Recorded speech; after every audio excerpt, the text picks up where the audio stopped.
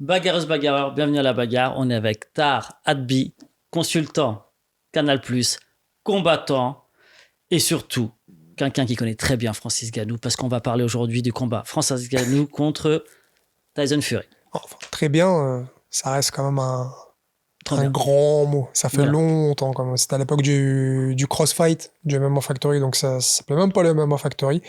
On s'est côtoyé, enfin, on s'est pas côtoyé, on était dans la même salle. Après, il a posé ses bagages du côté de Vegas et j'ai eu quelques petits problèmes avec son head coach à un moment donné. Donc, il a Ah dû bon? couper les ponts avec moi.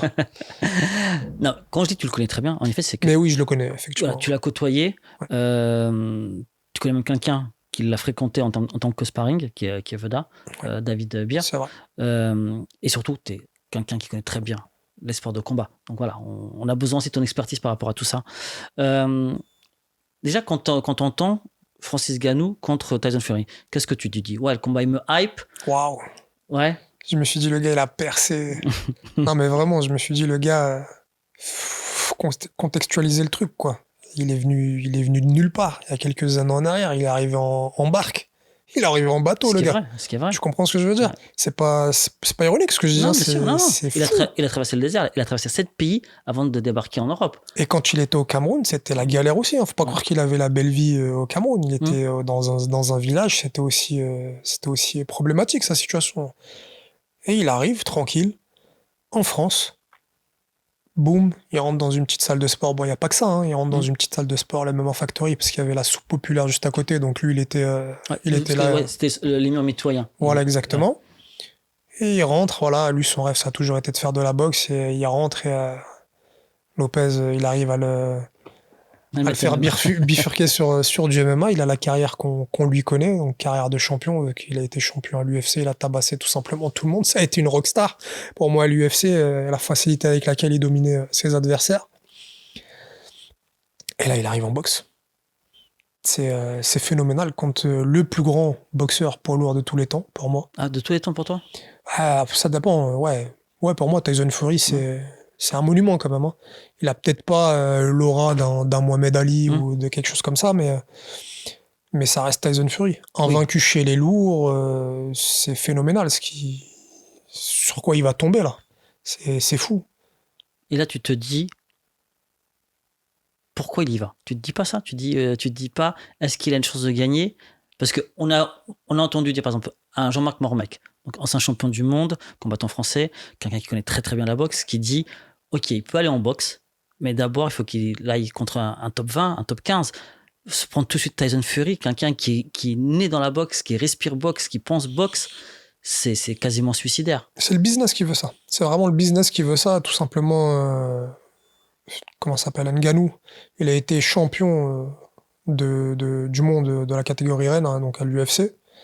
Il a scotché tout le monde. Il a une sacrée patate. Et là, ça a été son rêve en fait. C'est son rêve depuis toujours de vouloir faire de la boxe, sauf qu'il n'a pas eu l'occasion de pouvoir se pencher sur ce côté-là de, du sport de combat. Il a Mm. préféré rentrer sur du MMA. Il a fait ce qu'il avait à faire en MMA. L'opportunité se présente à lui. Il quitte l'UFC, il signe avec le PFL. Et voilà, il affronte Fury. Il a réussi à décrocher un contrat, un peu comme McGregor avait réussi à le faire contre Floyd Mayweather à l'époque. Est-ce que tu crois que ça va être la même, il y aura la même issue au combat? Écoutez, on est bien assis. On va garder la tête sur les épaules. C'est Tyson Fury. Tyson Fury, il fait de la boxe. Il a grandi dans la boxe. Il a tabassé tout le monde. Les meilleurs combattants qui puissent exister dans le domaine de la boxe, il les a vraiment atomisés. De l'autre côté, on a un Francis Ngannou qui sait pas vraiment boxer, qui est pas aussi technique qu'un Tyson Fury, qui a pas l'habitude de boxer des vrais boxeurs. Après, il y a toujours une partie de chance dans un combat. Faut pas oublier que Francis Ngannou a de la foudre dans les poings. S'il vous touche, vous allez faire dodo. Quoi qu'il arrive, c'est sûr et certain.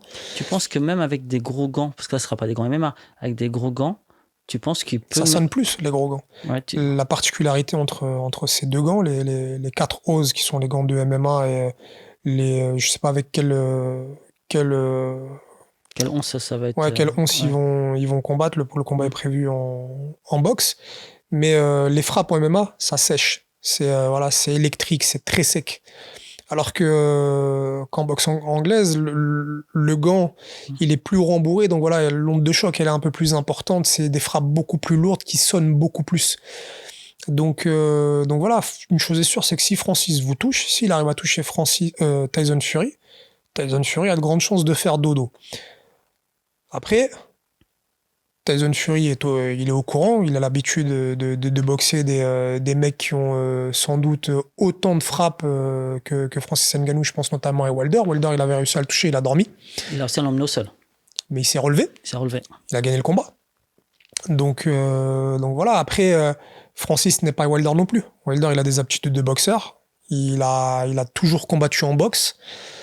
Après, il y a aussi le problème du cardio pour Francis. Francis, ça n'a jamais été son point fort, le cardio en MMA. On sait que Fury, c'est quelqu'un qui aime bien avancer sur ses adversaires. C'est vraiment un tank. Le gars, il a pas de marche arrière, il fait qu'avancer, il vous épuise. Il a aussi un énorme travail, que ça soit à distance ou au corps à corps, un gros travail de sape où il arrive à épuiser ses adversaires pour finir, pour réussir à les finir, en fait, tout simplement. En plus, là, Fury est beaucoup plus grand. Il est beaucoup plus grand, plus massif. Plus massif. Il va se poser sur lui. C'est jamais arrivé Il va à fatiguer. Francis Ngannou Ouais. d'affronter quelqu'un qui est plus grand que lui. Ça va être tout nouveau aussi. Et en termes d'expérience, techniquement parlant, on a quand même Fury qui a des années-lumière. Donc, non, tous les spécialistes vous le diront, et je pense que Fury va gagner le combat. Il n'y aura pas grande surprise. Après, à moins d'un tremblement de terre, ou je sais pas ce qui peut se passer, voilà, T'as une Mike chance énorme. T'as Mike Tyson qui vient de dire justement un peu ce que tu disais. Parce que Mike Tyson est dans le coin de Ngannou. Il le prépare. Il dit s'il touche une seule fois, Fury, ce sera KO. Bien sûr, c'est ce que je vous dis. S'il touche, Fury va faire dodo. Bon, encore faut-il le toucher correctement. Et c'est pas gagné non plus. Il faut arriver pile bien sur la mâchoire. Voilà, exactement. Faut le toucher dans le timing, etc. Voilà, il y a tout un cheminement avant d'arriver au menton de Tyson Fury. Ça, c'est compliqué. Est-ce que tu es d'accord avec moi si on dit que de toute façon, dans tous les cas, ce combat-là n'ira pas jusqu'au bout? Je pense qu'il n'ira pas jusqu'au bout. Il y a quoi? Il y a 8 rounds qui sont prévus, il me semble. Donc, non, je pense que ça n'ira pas jusqu'au bout. Je pense aussi que Tyson Fury n'a pas de temps à perdre. Il a un combat juste derrière contre Usyk.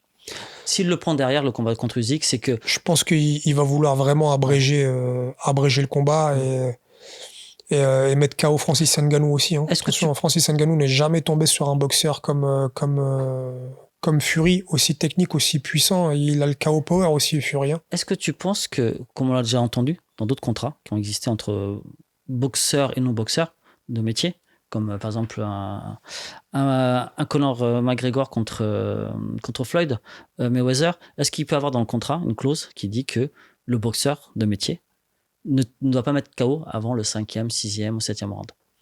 Non, là, je pense pas. Je pense pas qu'il y ait cette clause, sinon elle serait connue, elle serait sortie, elle aurait fuité. Et je pense pas aussi que ça soit dans les intérêts de Francis Ngannou que de vouloir poser une clause comme ça dans un contrat. Au contraire, lui, je pense que il pense vraiment qu'il a et qu'il est en mesure de venir à bout de Fury. Et je pense qu'il veut le faire dans les règles, avec un contrat lambda, sans avantage, sans inconvénient.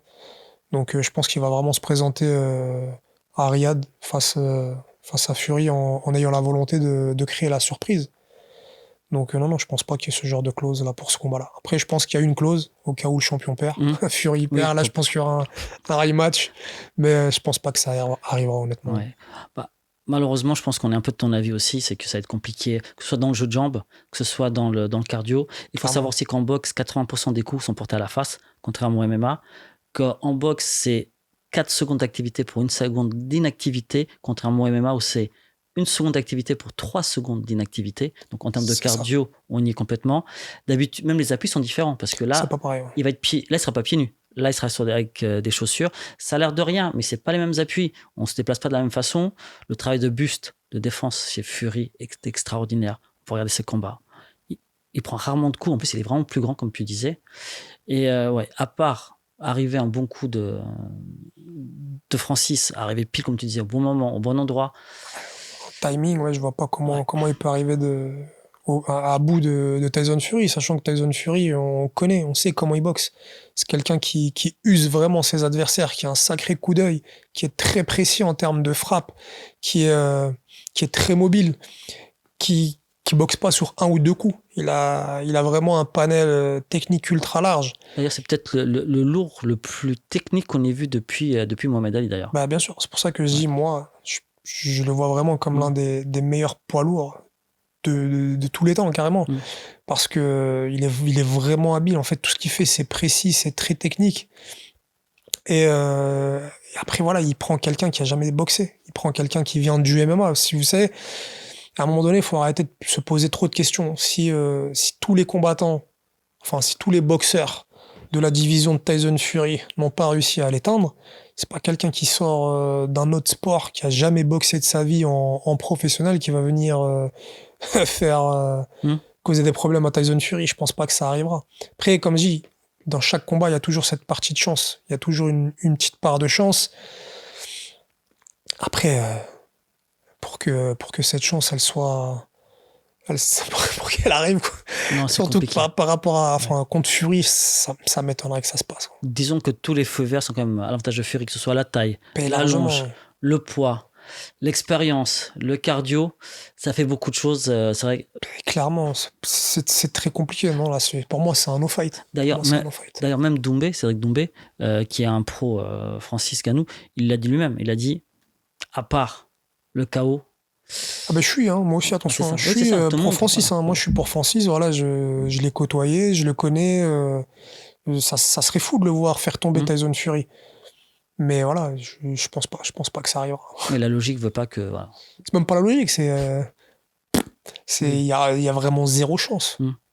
Enfin, zéro chance. Oui, Il y a ça toujours le explique, côté oui, chance oui. dont je parle, mais c'est très faible. C'est quoi? C'est même pas 1%. Est-ce qu'on peut penser, pour finir là-dessus, que malgré s'il y a des fêtes du côté de Francis, est-ce qu'on risquerait de le revoir combattre contre un autre grand champion en boxe? Bah déjà, s'il bat Fury, il y a automatiquement deuxième combat. Oui, mais s'il bat pas Fury, la logique voudrait qu'il S'il ne bat gagne. pas Fury, ouais, je pense que de toute façon, il est signé au PFL. Et le PFL, il y a cette particularité de pouvoir combattre en boxe quand il le veut, quand il souhaite, en fait, tout simplement. Donc, il aura deux carrières à gérer, une carrière en MMA au sein du PFL et une autre carrière en boxe anglaise, toujours avec le PFL et contre d'autres boxeurs. Je pense qu'il se dirige sur ce chemin-là. Hein. C'est une double carrière. Une double carrière MMA boxe. Voilà, on sait ce qu'il vous reste à faire. Hein. Regardez le combat le 28 octobre. Ouais. Il y a une vidéo qui va sortir là bientôt. Juste là, très très bientôt. On va parler, parce qu'on va vous le dire tout de suite, Monsieur remonte dans la cage. Mais pour ça, il faudra regarder l'autre vidéo. On vous en dit plus. On vous dit où, comment, quand ou pas. Mais on vous dit en tout cas plein de choses dessus. On se dit à très vite. Merci Tahar. À très vite. Et sur Canal Plus aussi d'ailleurs. Ouais. Ton émission, toujours. on rappelle, pour ceux qui n'ont pas la chance d'être abonnés. L'émission KO de Monsieur Ponzou, Christian Ponzou, donc, notre présentateur, notre journaliste. Et toute l'équipe qui est derrière, hein, que je salue, Grégory Douria, Xavier Ferrarini, Camille Ballanger, tous les gens qui sont de près ou de loin, qui contribuent à cette top émission qui est chez nous, et les journalistes aussi, j'ai oublié. Benjamin Allemand, Jean-Charles Barès, nos autres consultants, Malik Silla, Taylor Lapillus, Xavier Foupapokam, Tonton Mpumbu. Des sacrés noms quand même. Hein. Voilà, et on a un très bon groupe, voilà, on rigole bien, on s'entend bien, l'émission fonctionne super bien, donc voilà. Donc voilà, suivez-les, suivez-nous aussi un tout petit peu, et on se dit à très vite en tout cas. Allez, ciao, merci encore. Merci à toi.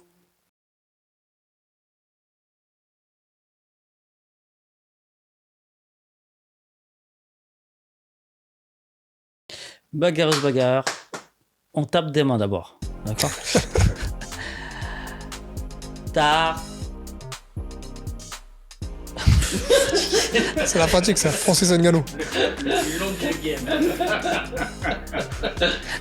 Contre Fury, Tyson. Première. Aujourd'hui, on est avec un spécialiste. Tahar Abdil Ab. Mais dis Tahar, c'est bon. Tahar Abdil. Non, toujours pas. Putain. Dis Ad. Ad. Bi. Adbi. C'est bon, je l'ai. Il se fout de ma gueule, c'est quand même. Ok, allez, on est parti. Tahar Adbi, Francis Ngannou contre Tyson Fury.